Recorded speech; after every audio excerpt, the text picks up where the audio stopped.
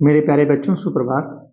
प्यारे बच्चों, आज हम जो आपका हिंदी का संस्कृत का पाठ है पाठ नंबर 5 जातक कथा। जातक कथा का आज हम इसमें दो पार्ट हैं, उलूक जातकम और नित्य जातकम। तो दोनों पार्ट का आज हम अनुवाद करेंगे। जो भी हमारे प्यारे प्यारे बच्चे, भाई बहन, शिक्षक बंधु, प्रधानाचार्य बंधु, अभिभावक बंधु इस चैनल पर जुड़े हुए हैं, सबको प्रणाम। सबको प्रणाम हमारा पहुंचे। प्यारे बच्चों, अपने हाथ में पेंसिल और रबड़ जरूर रखिएगा, क्योंकि जो कठिन शब्द होगा उसका हम आपको शब्दार्थ बताएंगे, तो उसको प्यारे बच्चों नोट कर लीजिएगा। क्योंकि जब तक आपके पास शब्दार्थ नहीं होंगे तब तक आप इसको नोट नहीं कर पाएंगे, लिख नहीं पाएंगे। ध्यान दीजिएगा। तो प्यारे बच्चों, अपने हाथ में इन चीजों को आप रखिएगा, क्योंकि जब तक आप इन चीजों को नहीं रखेंगे तब तक आप नहीं लिख पाएंगे। किसी भी कीमत पर आप शब्द के अर्थ को समझ नहीं पाएंगे। तो आज हम पढ़ेंगे जो हमारा पाठ है जातक कथा। इसके दो भाग हैं, लोक जातकम और नित्य जातकम। प्यारे बच्चों, चलो किताब अपने सामने रखिए और हम पाठ को पढ़ रहे हैं और इसकी हम व्याख्या करेंगे। पहले हम पढ़ देते हैं 3 से 4 लाइन, उसके बाद हम एक्सप्लेन करेंगे। किताब सब लोग सामने रखिएगा, बिल्कुल वीडियो को स्किप मत करिएगा। प्यारे बच्चों, अगर नहीं पढ़ना है तो अभी से स्किप कर दीजिए, कोई दिक्कत नहीं है। 2-4 बच्चे ही पढ़ेंगे, कोई बहुत ज़्यादा दिक्कत परेशानी नहीं है। जिसको पढ़ना होगा अपना वीडियो अच्छे से अपना वीडियो देखिए, किताब सामने रखिए, हाथ में पेंसिल रबड़ रखिए, जो कठिन शब्द है उसका हम शब्दार्थ बताएंगे, उसको नोट करिएगा। ठीक है प्यारे बच्चों, चलो चलते हैं हम।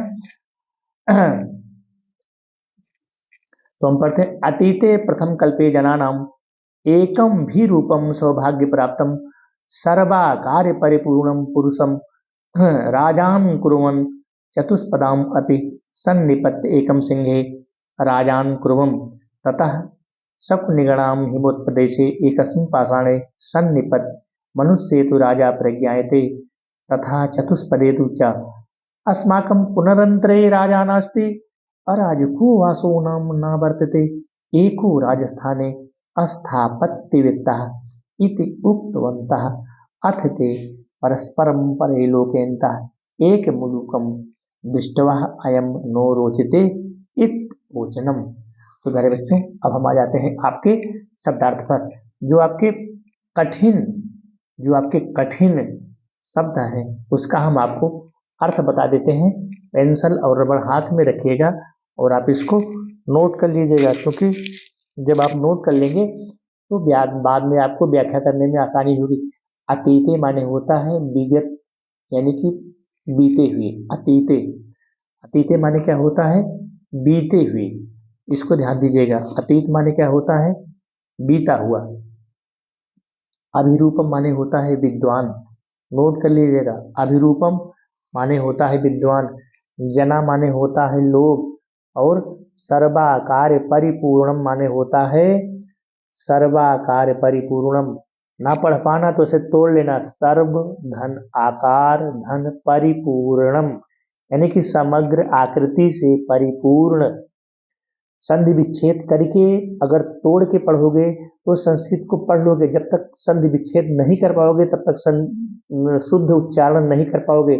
सर्वाकार परिपूर्णम, सर्व धन आकार धन परिपूर्णम, यानी कि समग्र आकृति से परिपूर्ण।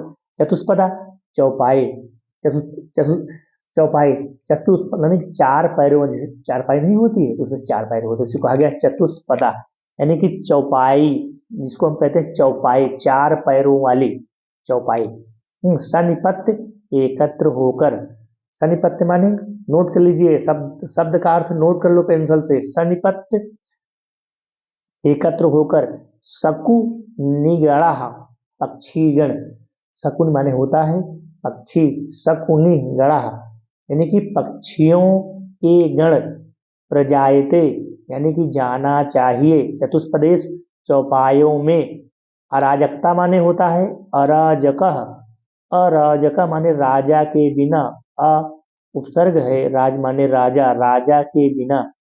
अस्थापतिभ्य बैठाना, अस्थापतिभ्य, अस्थापतिभ्य माने होता है बैठाना, नास्ति माने नहीं, एको माने एक स्थान पर, राजस्थानी है, उक्त होता उक्ति यानी कि बोलना। ठीक है, अब हम आ जाते हैं आपके अनुवाद पर। प्रस्तुत, पहले संदर्भ लिखिए। प्रस्तुत किस तरह संदर्भ लिखोगे प्यारे बच्चों? प्रस्तुत गद्यांश हमारी पाठ्य पुस्तक या प्रस्तुत गद्यांश हमारी पाठ्य पुस्तक के हिंदी के जातक कथा नामक पाठ से, हिंदी के जातक कथा नामक पाठ से अवतरित है या फिर उद्धृत है। अगर उलूक जातकम आपको क्लियर है तो उलूक जातकम को लिख दीजिएगा। अगर उलूक जातकम या नित्य जातकम में नहीं क्लियर हो पा रहा है तो आप जातक कथा लिख दीजिएगा, काम हो जाएगा प्यारे बच्चों। प्रस्तुत गद्यांश हमारी पाठ्य पुस्तक हिंदी के जातक कथा नामक पाठ से उद्धृत है या फिर अवतरित है। ठीक है, हम आते हैं अनुवाद पर। विगत प्रथम कल्प में लोगों के एक विद्वान, ध्यान दीजिएगा, अतीते प्रथम कल्पे जना, यानी कि विगत माने पिछले, बीते हुए, विगत प्रथम कल्प में, प्रथम कल्प जो कल्प नहीं होता है जो हजारों सालों लाखों करोड़ों वर्ष एक कल्प होता है, जैसे हमारा 4 युग, कलयुग, द्वापर, सतयुग, त्रेता युग, कल्प चल रहा है, इसी को कहते हैं कल्प। तो अतीते प्रथम कल्प यानी कि विगत प्रथम कल्प में लोगों के एक विद्वान, जना माने लोग, एकम भी रूपम, एकम भी रूपम, एक अभिरूपम माने होता है विद्वान। कौन विद्वान? विगत प्रथम कल्प में लोगों ने एक विद्वान, सौभाग्यशाली और समग्र आकृति से परिपूर्ण पुरुष को राजा बनाया।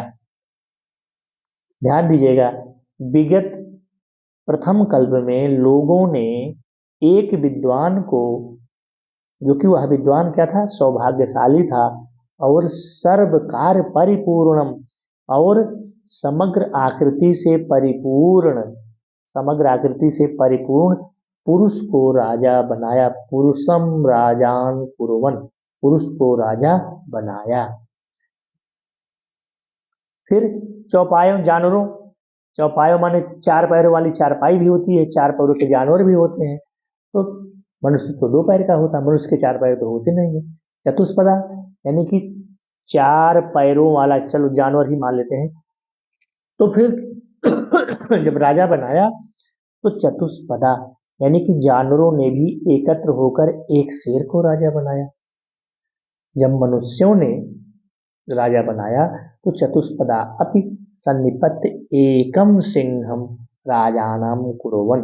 तो फिर क्या हुआ कि जानवरों ने भी एकत्र होकर एक शेर को राजा बनाया, एक शेर को राजा बनाया। तथा तब शकुन निगड़ा, इसके बाद जो पक्षीगण थे, हिमोते प्रदेशे एकस्मिन् पाषाणे सन्निपत्य मनुष्येषु राजा प्रजायते तथा चतुष्पदेतु च, यानी कि जानवरों ने भी एकत्र होकर एक शेर को राजा बनाया।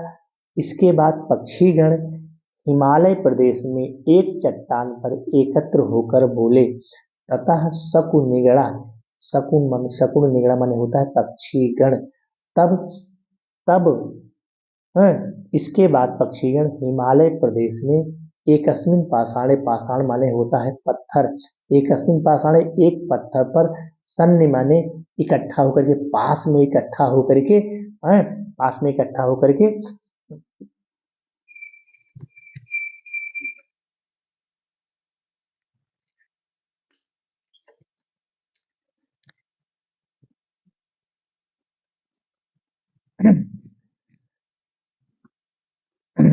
मनुष्येषु राजा प्रज्ञायते तथा चतुष्पदेतु च, यानी कि जो एकत्र होकर एक शेर को राजा बनाया। इसके बाद पक्षीगण हिमालय प्रदेश में एक चट्टान पर एकत्र होकर बोले। क्या बोले?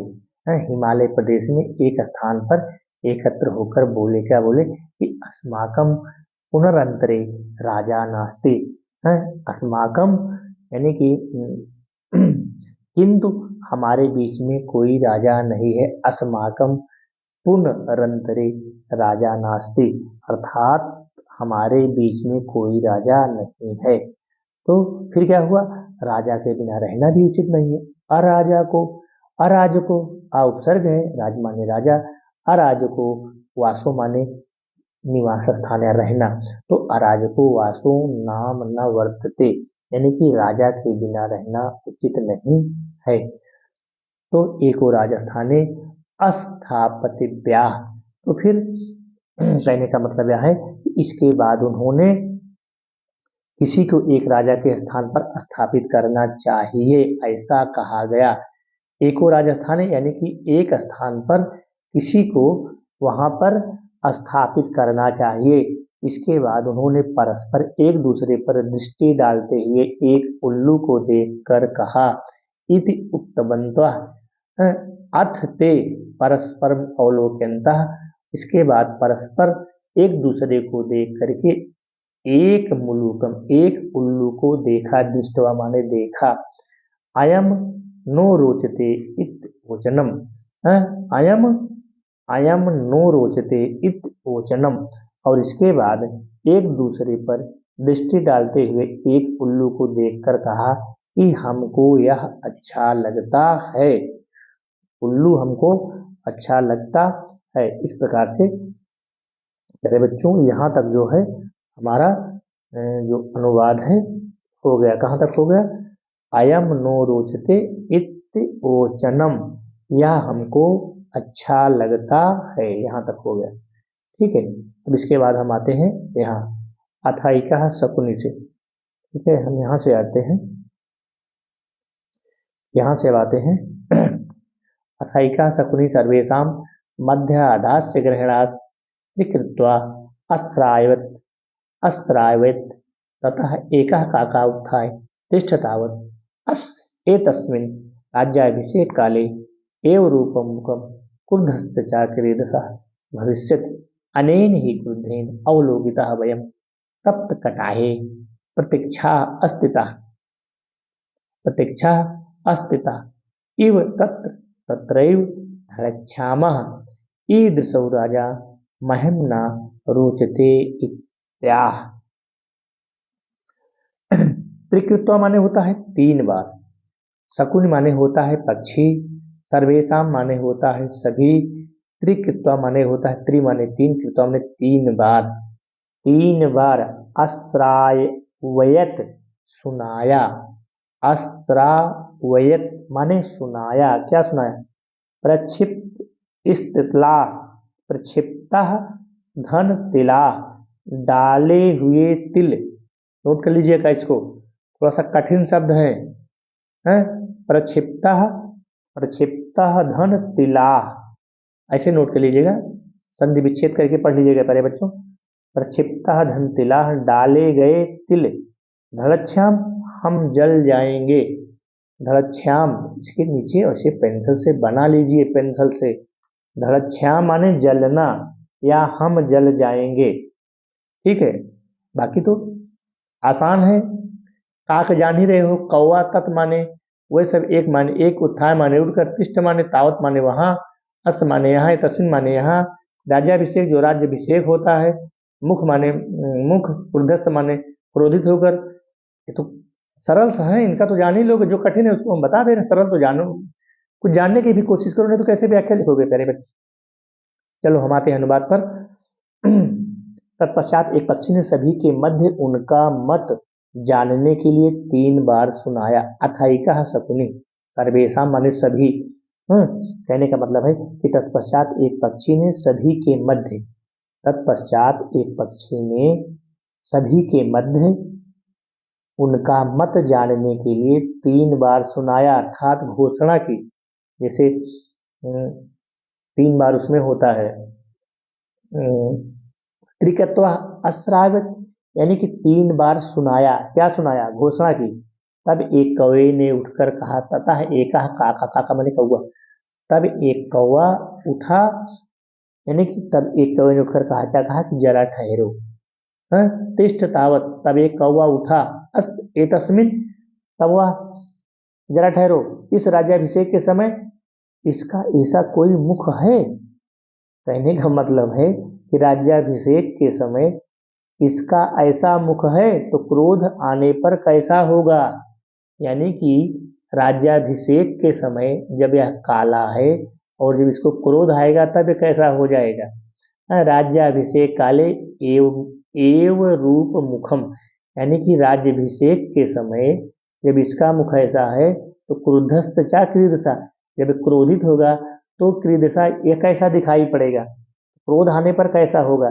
इसके अर्थात इससे क्रुद्ध होकर देखने से हम गर्म कड़ाही में डाले गए तिलों की तरह जहां के तहां जल जाएंगे। अनेन ही क्रुद्धेन अवलोकिता, अर्थात जब यह क्रोधित होगा तो कैसे दिखाई देगा। तो वयम तप्त कटाहे, यानी कि इससे हम क्रुद्ध होकर देखने में गर्म कड़ाही में डाले गए तिलों की तरह प्रक्षिप्ता, प्रक्षिप्ता धन तिला, अलग अलग पढ़िएगा, प्रक्षिप्ता धन तिला यानी कि डाले गए तिल, तो कड़ाही में डाले गए तिलों की तरह जहां के तहां जल जाएंगे। तत्रैव ढलच्छाम, जल जाएंगे। ऐसा राजा मुझे अच्छा नहीं लगता।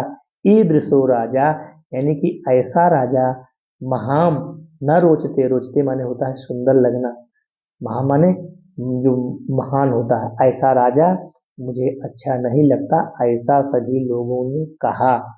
ना मे रुचते भद्रम उलूकश्चाम विवेशनम अकुधस्य मुखम पश्च कथम क्रुद्धो भविष्यति, अर्थात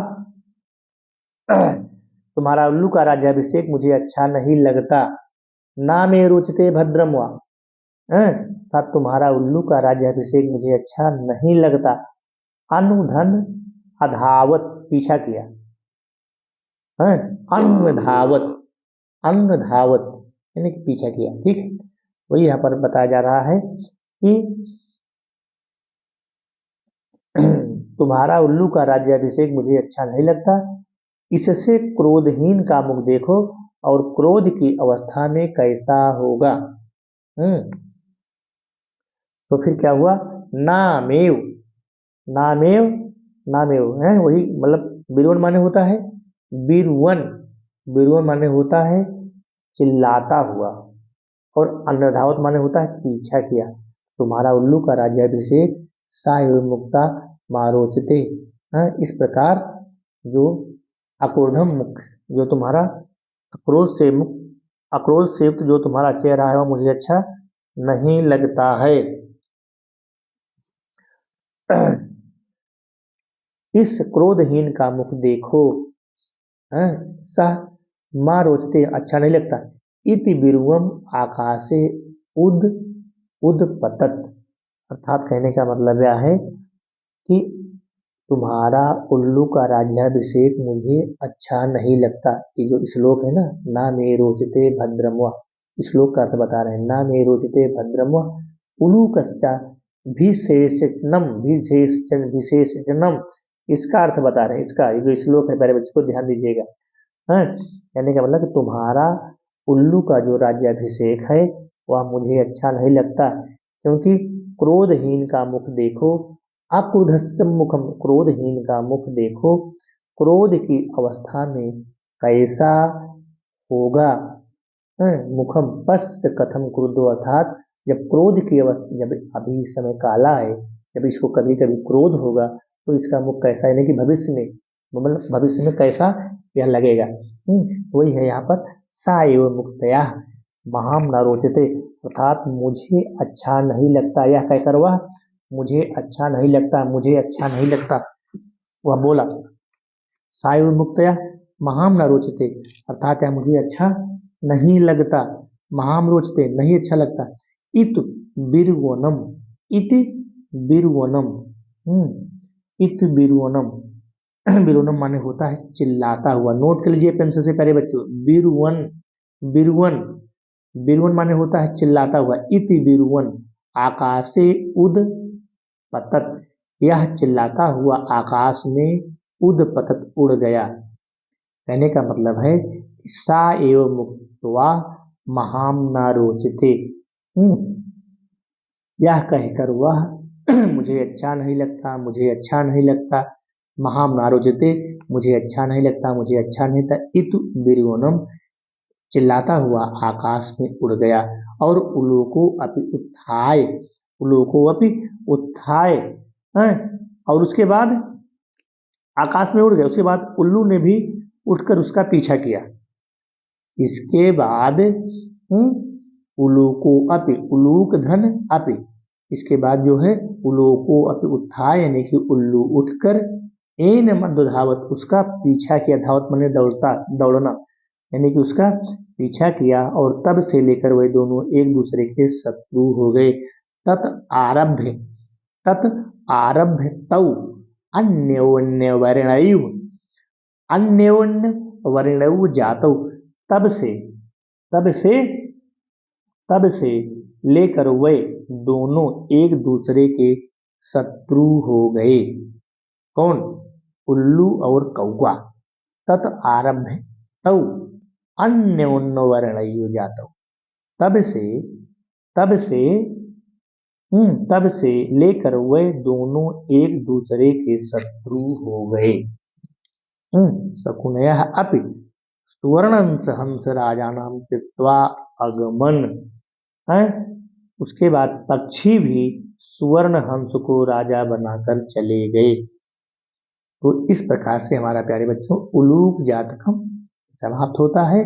शकुन है, शकुन माने पक्षी, तो फिर क्या था, जो पक्षी भी थे सुवर्ण हंस को, सुवर्ण माने सुंदर, जो पक्षी थे वो सुंदर सुंदर हंस को राजा बना करके चले गए। अब हमारा दूसरा पार्ट आ जाता है प्यारे बच्चों, ये वाला जो हमारा पार्ट है हम इसको आपको पढ़ा देते हैं। ये वाला पार्ट, ये वाला पार्ट हमारा नित्य जातकम, नित्य जातकम को हम पढ़ा देते हैं। नित्य जातकम जो हमारा है इसको हम देख लेते हैं। इसके बाद हमारा ये जो 5वां लेसन है जातक कथा आज समाप्त हो जाता है। फिर हम अगला पार्ट फिर लेंगे। इस प्रकार से हम आ जाते हैं अतीते प्रथम कल्पे चतुष्पदा सिंहम। संदर्भ तो यथावत ही है प्यारे बच्चों, संदर्भ तो कर ही लोगे, संदर्भ हमारा यथावत है।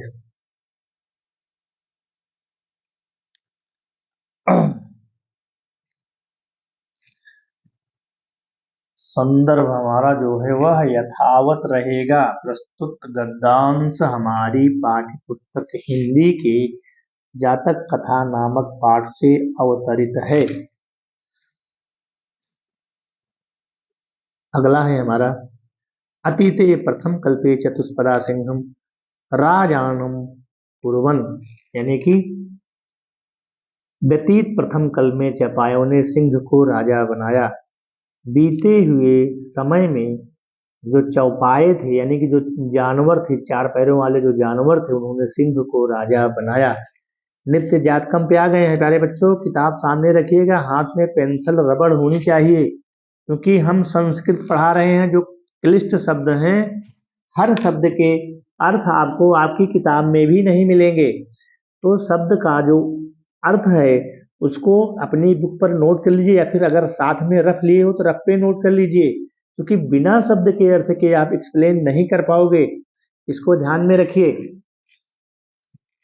व्यतीत प्रथम कल में, बीते हुए प्रथम समय में, बीते हुए प्रथम समय में जो हमारे सिंह सिंह को राजा बनाया। ठीक है, यहाँ से हम पढ़ा रहे हैं, इसको ध्यान दीजिएगा, किताब सामने रखिएगा। अतीते प्रथम कल्पे चतुष्पदा सिंहम राजानम कुरवन, यानी प्रथम कल में चौपायों ने सिंह को राजा बनाया। तो क्या था, मत्स्य आनंद मत्स्यम शकुन या सुवर्णहंसम। तो मछलियों ने आनंद मछली को, मछलियों ने आनंद मछली को और पक्षियों ने सुवर्ण हंस को राजा बनाया। मत्स्य, मत्स्य माने होता है मछली, मछलियों ने आनंद को राजा बनाया। और शकुनया तो पक्षी क्या थे, पक्षी, पक्षियों ने सुवर्ण हंस को राजा बनाया। तस्य पुनः, तब पुनः, तब उस सुवर्ण हंस की पुत्री,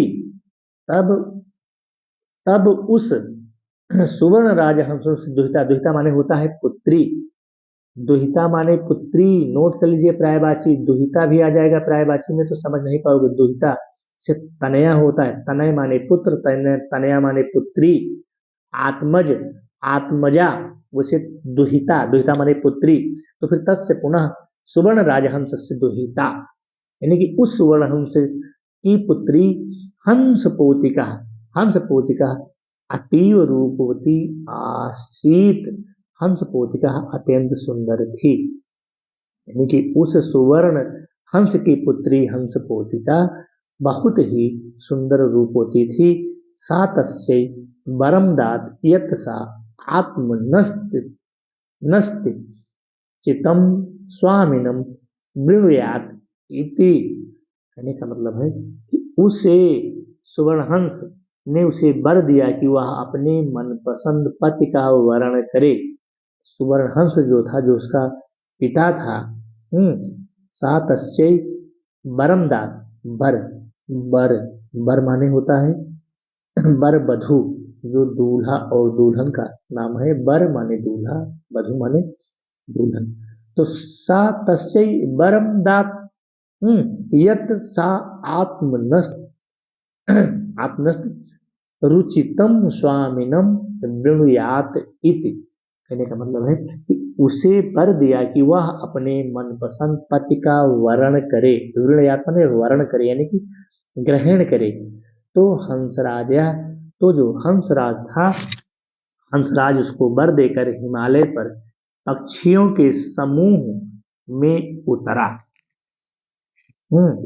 जो था कौन, जो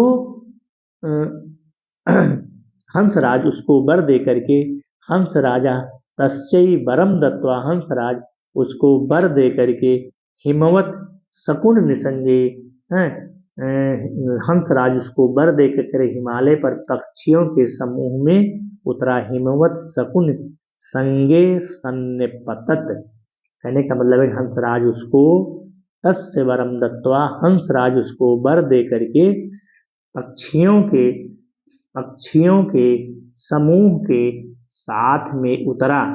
अनेक प्रकार के हंस, नाना प्रकारा हंस मयूरादया, अनेक प्रकार के हंस, शकुनिगुण और पक्षीगण, समागत आदि पक्षीगण आकर एक विशाल, एकस्मिन महत, एक विशाल पाषाण तले, एक विशाल जो पत्थर होता है, एक शिला होती है, एक विशाल शिला तल पर एकत्र हो गए। सन्न पतन, उस विशाल शिला तल पर एकत्र हो गए। हंसराज ने अपनी पुत्री को आदेश दिया, हंसराज आत्मना, हंसराज ने चित्त रुचितम स्वामिकतम आगत वृणुयात इत दुहित राम, दुहित रमादिदेश, यानी कि हंसराज जो था, हंसराज, हंसराज ने अपनी पुत्री को आदेश दिया कि वह आकर अपने मनपसंद स्वामी का वर्ण करे। चित्त रुचितम, अपने चित्त के अनुरूप, स्वामीकम, स्वामी का यानी कि अपने वर का, आगत आकर के, वृणयात इत, अपने स्वामी का वर्ण करे, अपने स्वामी को ग्रहण करे। वह पक्षियों के समूह पर दृष्टिपात करते हुए सह शकुने संगे, शकुन माने होता है पक्षी, यानी कि पक्षियों के साथ, अवलोकयंती, पक्षियों के समूह पर दृष्टिपात करते हुए, पक्षियों के समूह पर दृष्टिपात करते हुए, मणिवर्ण ग्रीव, दृष्टिपात करते हुए मणि के रंग के समान गर्दन वाले, मणि, मणिवर्ण ग्रीव, ग्रीव माने होता है जो गला नहीं होता जिसको गर्दन बोलते हैं, बड़ी सुंदर सी, यानी कि अवलोकयंती, यानी कि देख करके मणिवर्ण ग्रीव, जो मणि के रंग के समान गर्दन वाले, चित्र दृष्टि, मयूर को देखकर, चित्र प्रेक्षणम, चित्र दृष्टि, मयूर माने होता है मोर, दृष्टवा माने देख करके, चित्र प्रेक्षणम मयूर, चित्र दृष्टि मयूर को देख करके, यह मेरा स्वामी बने, अयम में स्वामी को भवति, अयम माने यह, मैं माने मेरा, स्वामी को भवति मेरा स्वामी बने, मेरा पति बने, मेरा पति बने, इत्य भाषतम, ऐसा बोली। कौन बोली, जो हंसराज की दुहिता थी, जो हंस, सुवर्ण राजहंस की जो पुत्री थी, हंस पोतिका जिसका नाम था, जो सुवर्ण राजहंस की दुहिता थी, जो हंस सुवर्ण राजहंस की पुत्री हंस पोतिका थी, वह बोली। तो फिर क्या हुआ? मयूरः अद्यापि तावन्मे बलम ना पश्यति। तो मयूर के समूह के मध्य पंखों को फैलाकर नाचना आरंभ कर दिया। ऐसा बोली तो फिर मयूर ने, आज भी तुम मेरा बल नहीं देखती हो। क्या बोली? कि मयूर की तरफ देखा कि मेरा स्वामी बने, इति भाषतम, ऐसा कहा। तो मयूर अद्यापि मयूर तावन में बलम ना पश्चित, तो मयूर को थोड़ा सा गर्व हो गया, अभिमान हो गया। क्या अभिमान हो गया? मयूर अद्यापि, मयूर ने कहा कि आज तावन में बलम, बलम बलम माने बल, मयूर ने कहा कि आज तुम मेरा बल नहीं देखती हो, बलम ना पश्यसि, आज तुम मेरा बल नहीं देखती हो। अति अति गर्वेण, यानी कि इति ऐसा कहा, वो भी गर्व के साथ, ऐसा कहकर अत्यंत गर्व से लज्जा को त्याग कर, अति गर्वेण लज्जांच त्यक्त्वा तावन्महतः शकुन निसंग, ऐसा अति गर्व से और लज्जा को त्याग करके, ऐसा कहकर अत्यंत गर्व से लज्जा को त्याग करके उस पक्षियों के समूह के मध्य पंखों को फैलाकर मध्य पक्ष प्रसार, यानी कि पक्षियों के मध्य में नरितुत मारब्धवान, नरितुत मारब्धवान नित्ययन चा प्रतीक्षुन्नो अभिभूत, यानी कि मध्य पक्षियों के समूह के मध्य पंखों को फैलाकर नाचना आरंभ कर दिया।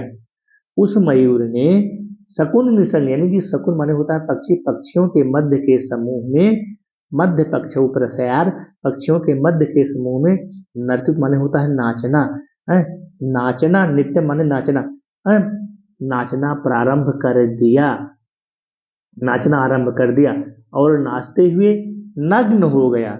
नित्यम नित्यम चा प्रतिच्छन्नो अभूभूत, उसे भी जब मोर नाचना प्रारंभ कर दे, जब अपने पंख को ऊपर उठा लेते हैं तो पीछे का हिस्सा दिखाई पड़ने लगता है।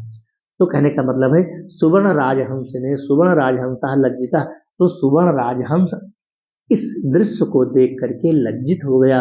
अस्त नयन नैव ही, सुवर्ण राजहंस ने लज्जित होकर कहा कि इसमें ना तो विनय, इसमें तो ना तो ही विनय है, ना ही कोई संकोच है। अस्त नैव ही अस्ति बर्हाणाम समुत्थाने लज्जा, इसको कोई लज्जा नहीं है। नास्मयी गत पत्राय स्वादुहितरम दास्यामि इक्त कथयत, और ना ही पंखों को उठाने में लज्जा। बरहाणाम माने होता है पंख, बरहाणाम नोट कर लीजिएगा पहले बच्चों। अस नैव ही अस्ति न बरहाणाम समुत्थाने लज्जा, यानी कि पंख को उठा करके इसको नाचने में कोई लज्जा नहीं है। अस्य नैव अस्ति, ना ही इसको कोई पंख उठाने में लज्जा है, इसको पंख उठाकर नाचने में कोई लज्जा नहीं है।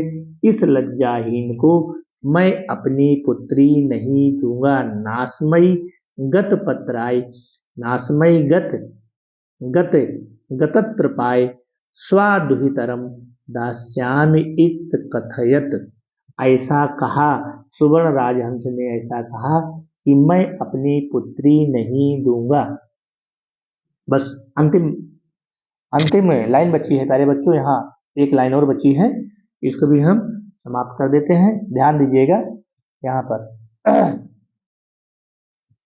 हंस राजा तदैव परिस मध्ये आत्मनः भागिनेयाय हंस पोतकायाय दुहितर मदात, कहने का मतलब है कि हंसराज ने तभी परिषद के मध्य अपने भांजे हंसपोत को अपनी पुत्री दे दी।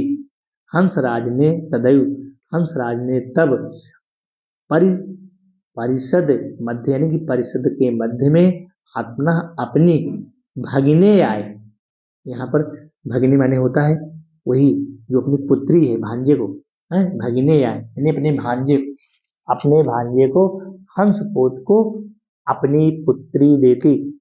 दुहित दुहित रमदास अपनी पुत्री को दे दिया। तो मयूरो हंस पोतिकायां प्राप्त लज्जिता, तो मयूर हंस पोतिका को न प्राप्त करके लज्जित हो गया। जो मयूर था हंस पोतिका को प्राप्त न करके लज्जा महसूस किया। अस्थानात पलायतः, और उस स्थान से यानी कि मयूर हंस की पुत्री को ना पाकर के लज्जित होकर के उस स्थान से चला गया। हंस राजो अति हंस हंसराज भी प्रसन्न होकर हष्ट मानसः स्वगृहम् अगच्छत, और हंसराज भी प्रसन्नचित होकर अपने घर चला गया। तो मेरे प्यारे प्यारे बच्चों, अगर आपको हमारा यह पाठ हमारा यह जातक कथा आपको अच्छा लगा हो तो सब्सक्राइब करना प्यारे बच्चों, और लाइक कर दीजिएगा। ना अच्छा लगा हो तो डिसलाइक जरूर कर दीजिएगा, क्योंकि उसमें आपका कुछ लगता नहीं। अगर हमारा परिश्रम हमारी मेहनत आपको अच्छी लगी हो तो सब्सक्राइब कर लीजिएगा चैनल को। ना अच्छा लगा हो प्यारे बच्चों तो डिसलाइक कर दीजिएगा, क्योंकि जब आप डिसलाइक करोगे तो जब डिसलाइक की संख्या ज़्यादा होगी तो हम और मोटिवेशन के साथ और परिश्रम के साथ अगले वीडियो में आएंगे। धन्यवाद मेरे प्यारे प्यारे बच्चों। इस प्रकार से हमारा यह जातक कथा जो है वह समाप्त होता है, जो कि 5वां पाठ है, और यह पाठ प्यारे बच्चों हमारा समाप्त होता है।